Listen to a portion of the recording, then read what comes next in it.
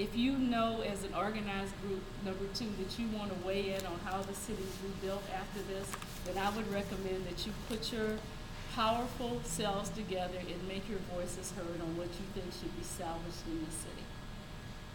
Watch the assets of this city closely.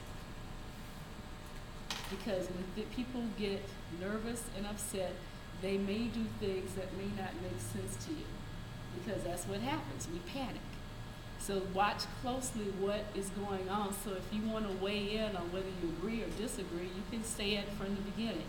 Because it'll be in motions and actions, everything, and we'll try to keep things posted on our website as much as we can so you can have information from us as we get information. And I'm going to post a statement on the website so that you guys can get this information in writing that I'm telling you today. But in honesty, it's not because any of us want to do some of this. It's just because we just don't know what road we're going down now.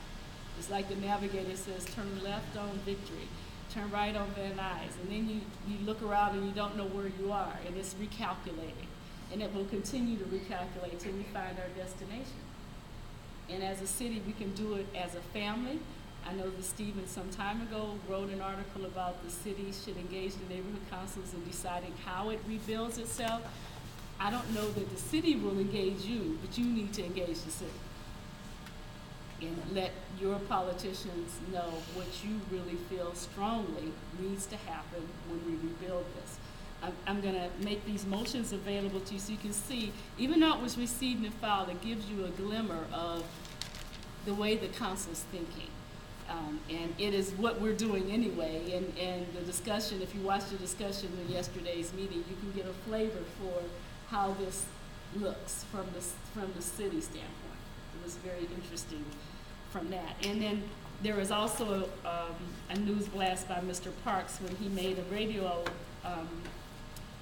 discussion about the fact that it likelihood would be layoffs because we're not deep enough. 2,400 isn't far enough. The numbers I get from insiders is that the number needs to be about 6,000. That's what the number needs to be to get the house in order. It's like we are, it's very much like a foreclosure.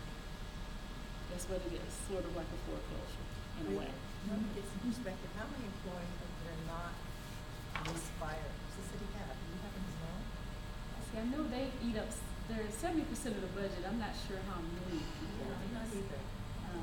But I know we have a police force of nearly 10,000 and a fire force of at least 6, I would imagine. So, and we have 30-something thousand. So they probably make up a good 40% of the entire workforce. You know, and their civilian staff realize they're also e-ripping out too. And I'll give you a perspective. Tony Royster runs GSD, General Services. Now, General Services is a department you may not have that much impact with because they support the city. You know, they have fleet, they do all the ordering the supplies. That's what General Services does. And so, and they maintain the facilities, lease buildings, those kinds of things. Well, General Services is losing in its fleet operations. Even though we've turned in a lot of cars, we slimmed our fleet, but we still have to maintain the cars we have. So in his fleet maintenance section, he's losing 40% of his staff. And they support the police fleet. So you try to figure out with my staff, even with traffic officers who drive cars, police cars, and also other mechanical operations in the city, how is he going to be able to continue to fix the fleet? Keep it going, because all the cars aren't new. I mean, we have a replacement plan like everything else. So when you really begin to think about the depth of this separation, it is painful. And it's also like the death in a family. All of us have suffered a death in a family where we're in the stage of denial at first. You go through the process. You deal with the pain at first. You plan the funeral. You pull the family together for the repast. Everybody goes home. And only until you are in that very lonely time with yourself do you really take the impact of the loss you suffer. Because everything else is just going through the motions.